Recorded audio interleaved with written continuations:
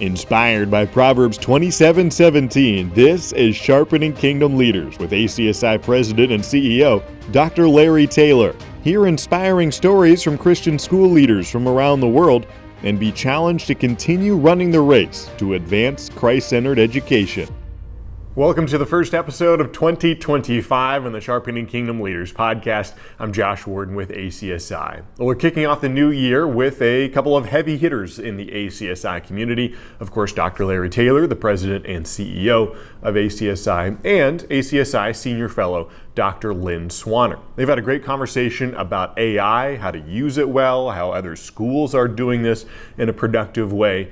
There's also a resource that's a big part of this conversation. That's the Navigating AI in Christian Schools resource. We'll link that in the episode description and hope that you get a lot out of this conversation between Dr. Swaner and Dr. Taylor. Well, it's such an honor for me to have Dr. Lynn Swaner, President of Cardus USA.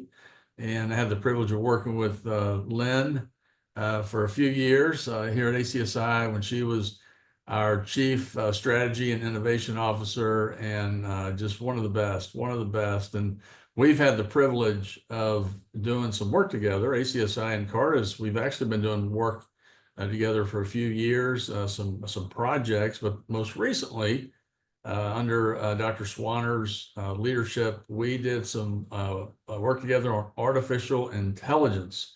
Our two organizations created some joint research about navigating AI in Christian schools. We did it in May of 2024, I believe.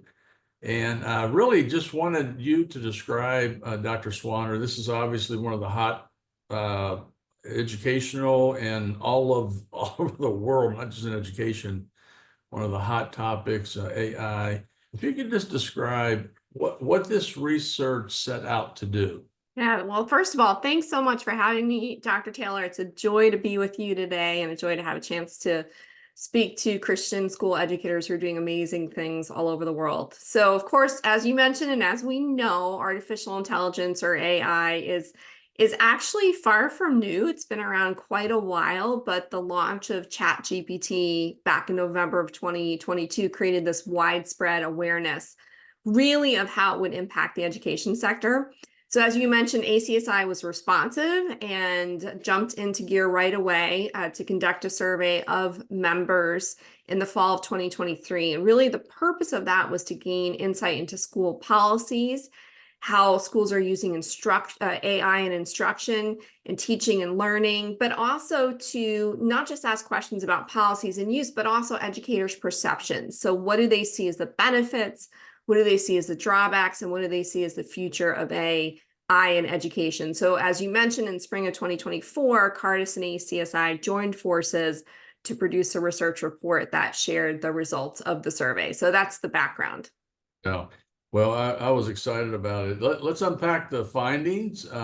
Just if you don't mind, talk about how the schools are using AI and why. So at the time of administration, what the survey found was about a third of Christian school educators, so that's both teachers and leaders, said that their school is using AI in teaching and learning. And that was predominantly in high school grades, which we might imagine would be the case. And so that's, again, a third of these folks are reporting it's being used in teaching and learning. We also asked them what were the top ways that they're using AI. And so the top four were in order. Number one, automated tasks. So things like generating essay prompts or lesson plan ideas. Number two was new learning tools like AI-powered games. Three was adaptive learning, so providing students with more or less challenging material depending on their performance. And number four was individualized learning. So where AI-powered tutoring programs or other types of programs tailor actual instruction to students' individual needs. So those were the top four ways. But overall, when we shifted from usage, a third of schools or respondents is not huge, it's sizable. But when we asked about familiarity and confidence, we saw those numbers drop. So overall, educators have low levels of familiarity, low confidence when it comes to how to use AI. So this suggests that there's ample room for training for Christian school educators on mission-appropriate uses of AI. We also looked at school policies, as I mentioned, and practices, and about half of schools had communicated with parents about AI. About a third had implemented a policy for students, and about a third had also installed filters or other usage prevention mechanisms. Interestingly, and I actually think this is encouraging, only about 18% had implemented an outright ban of AI. So I think that shows that the vast majority of schools as a sector are trying to figure this AI thing out. They're not saying, let's jump on board wholeheartedly, and they're not saying, let's ban the thing. They're saying, let's really be thoughtful about how we use it. And I think that's also related to what they believe about the potential as AI. So the vast majority of survey respondents, regardless of whether you're using AI or not, believe it can help them to save time and effort. It can help them develop more effective curriculum and lesson plans. So when a teacher thinks about AI, they're saying, yeah, that really could have potential for me. The flip side, and we definitely can relate to this, is that they're quite understandably concerned that AI will have a negative impact on students. And that includes essentially 4 major areas that we could anticipate. They're worried about integrity, so things like cheating. They're worried about learning, so hindering students' development of creative and critical thinking skills. Safety, of course, so potential hacking or monitoring, and faith development. How is this going to actually impact students' faith? And so we saw that teachers are much more likely to recommend AI tools to their colleagues and to their students. And then the final sort of high-level finding is that in general, school leaders tended to be more favorable about the potential of AI than teachers. That's really important to keep in mind. So if a school leader is thinking about implementing AI in any way, they can anticipate that there might be some reluctance among a fair portion of the teaching staff. So that's important to think about. How are you going to strategically increase educator comfort, knowledge, kind of get everybody on board? So that's sort of the top line insights into the findings. Yeah, I'd say we really looked forward to reading the research, and when we did, like you said, there were some encouraging things, but overall, just the benchmark information of knowing, just having some general information of knowing where our stakeholders are and where we can go with them was really encouraging. Well, you conclude, and this was probably one of my favorite parts of the research, of how you conclude the research by reporting what you call a 3-lens framework. The use lens, the human lens, and the mission lens. And if you wouldn't mind sharing the considerations for each of those 3 lenses, I thought those were very well done and well framed on how we can look at AI, those 3 lenses. So I think the reason why I put those forth is because not every school is going to respond to AI in the same way, right? The bottom line is that every Christian school's unique mission, their theological views, their educational philosophies need to inform whether or how they adopt new technologies. And so this framework, I think, is a helpful tool to either start or really go deep into that process. And we also did provide some discussion prompts. And so, as you mentioned, there are these 3 lenses. So we start with use. So the use lens is really, how do we use AI in best practices in our field? And so every field is asking that, whether it's healthcare, whether it's law or accounting, and education is asking that same question. So what are the best practices for using AI in schools to use it effectively in teaching and learning? What are good examples of how schools are using it well? And how can we experiment or do limited pilots to increase our own learning around AI? So that's the use lens. And again, everybody is essentially asking that. We need to ask that in the school setting. Then we move from there to the human lens, and that looks more at the question of how a tool like AI shapes human experience. And so for schools, this is, how does it shape learning? So schools need to ask, well, first of all, what is our philosophy of teaching and learning? And once we have clarity on that, which hopefully we do, how does technology play into that? And so not just AI, but what's our philosophy on technology use in general? And then how does that inform and guide our decisions around AI? We don't throw that out just because there's a new technology, as revolutionary as it may be. We still want to stick to our principles in our philosophy of teaching and learning.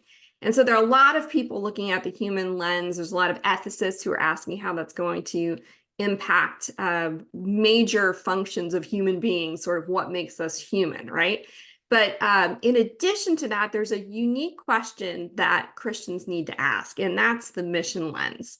And so really we add to the use, which is very important, we add to the human lens questions like, what are our values and our principles at our school? What's our mission? How do we understand from a theological, from a biblical perspective, how are we teaching students to engage the world? Are we teaching them to engage winsomely? Are we teaching them to be present in the marketplace, to offer the gospel, to be salt and light, to love their neighbors? So once a school has crystal clarity on that, then it's a lot easier to ask questions about whether and how AI fits into that. So that's that 3-lens framework. Again, use, human, and then there's the mission lens.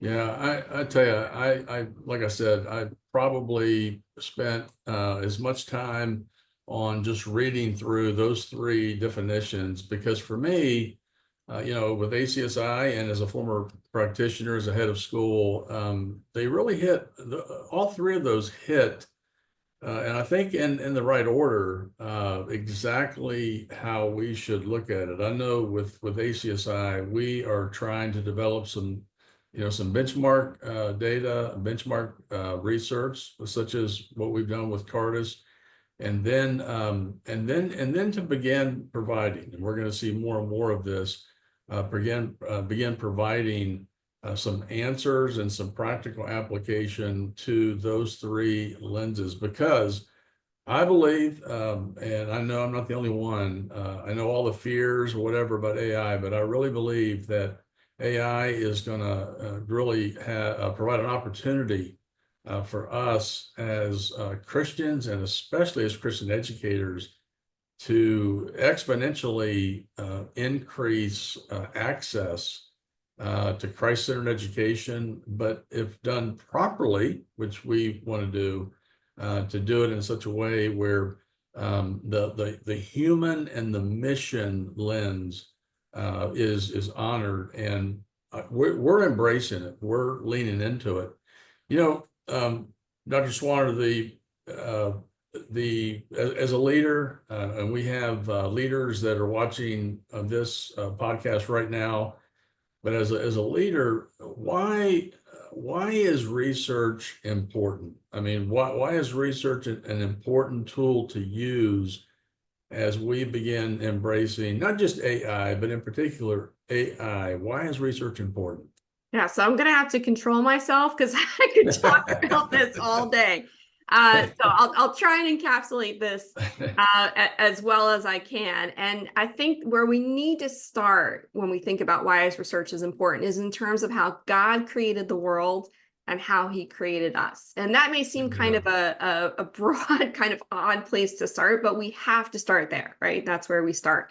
So we know that God has revealed himself in creation. So theologians would call that general revelation. So we know God exists. We can understand a lot about him based on what we see in creation. So if we think about order and beauty, creativity, complexity, right? That's what we see in the world around us. Of course, we also see brokenness. That's a result of human fallenness.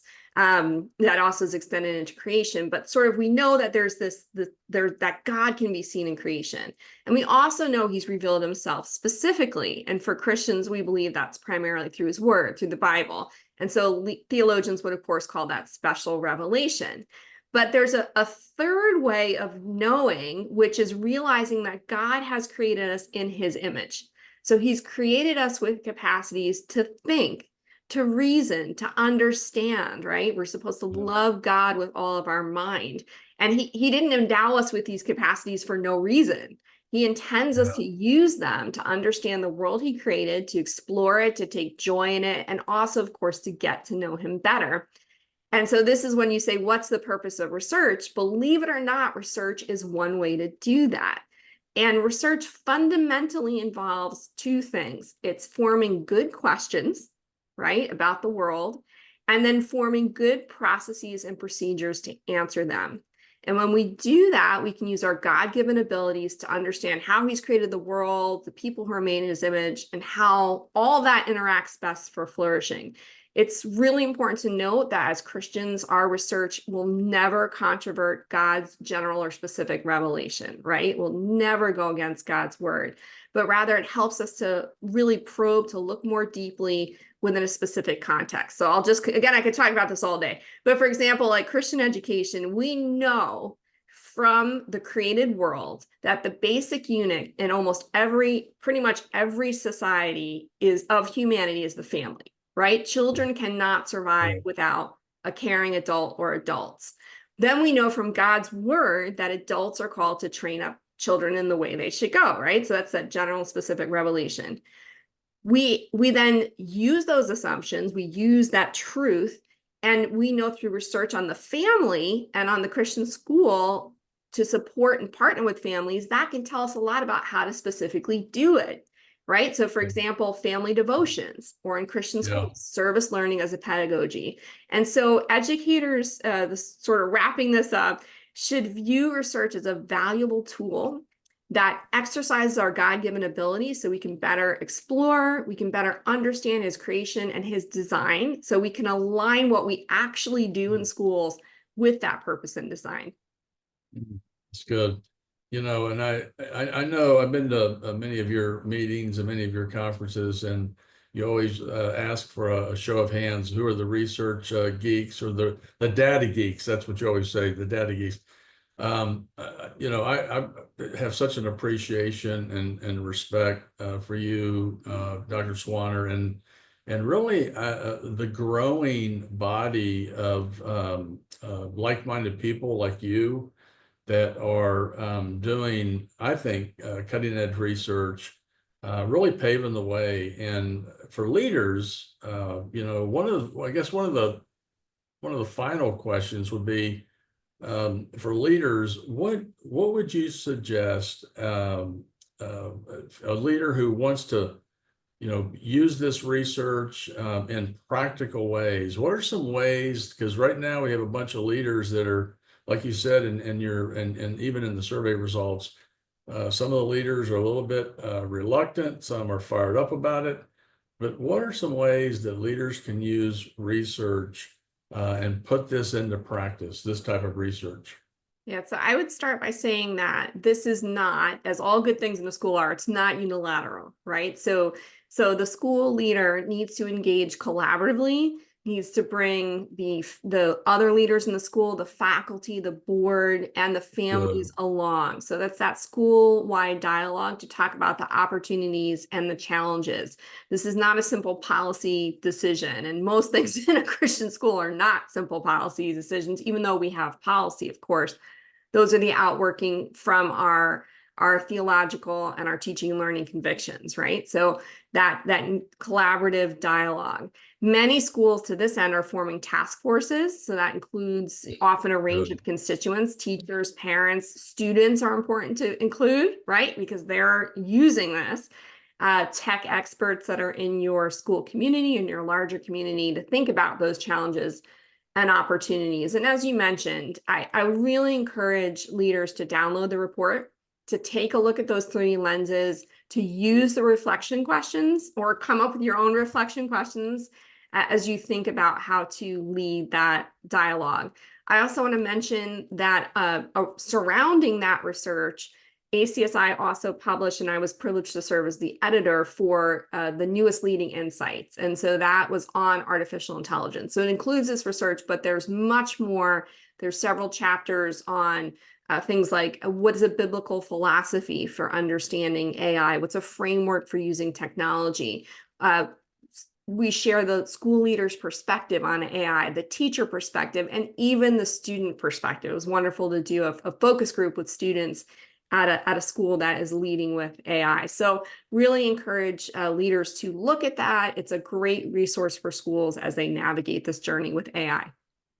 Yeah, well, that I've mentioned this. I know recently that's probably one of my top, most favorite leading insights. The monograph. It was just well done, and Dr. Swaner, thank you so much for what you are doing, and for all of our ACSI team and family, and even beyond who's going to be viewing this podcast. Just know that this is not the last time you're going to hear about AI, and it's not the last time you're going to hear about our relationship with Cardus. We consider Cardus one of the top, if not the top, think tanks in education and in so many other sectors of society. And of course, Dr. Lynn Swaner, as president of US and a senior fellow at ACSI, we're growing our senior fellow numbers. Our prayer and dream and vision is to have senior fellows, senior research fellows all over the world, to tap into the different demographically, to tap into all the different global divisions we have. But in this case with AI, we know that it is one of the top subjects, and we want to be there to assist you. And we want to thank Cardus and Dr. Swaner for helping us lead the way. More to come. God bless.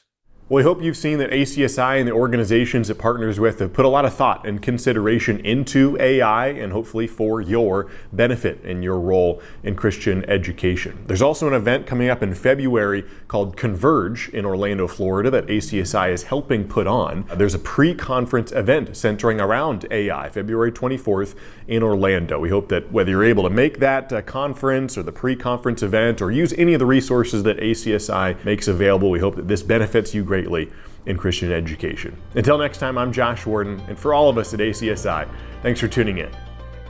Sharpening Kingdom Leaders is a presentation of the Association of Christian Schools International, equipping Christian schools and educators to be stronger together. Learn more at acsi.org.